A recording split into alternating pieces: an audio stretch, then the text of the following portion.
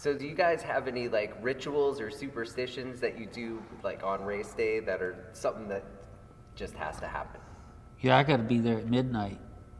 And if you look get at there my early. Facebook, Brian and I are the only ones walking around at midnight, and he's like, "What the hell are we doing here?"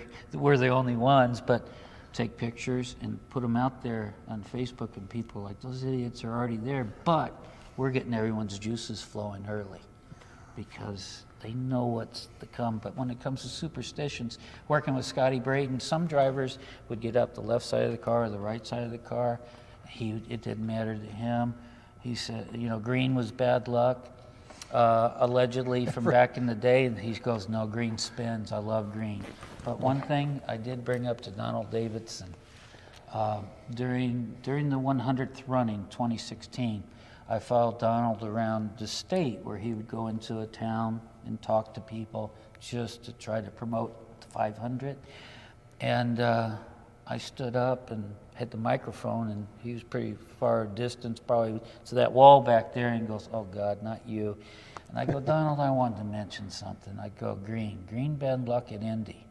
I go, from 1914 to 1985, someone had to win the Indy 500, and someone always did. Well, what's your point? I go, "Well, you couldn't wear green. You couldn't have clothes. They'd freak out. The car owners, the mechanics, the chief mechanic would go nuts because you were wearing green."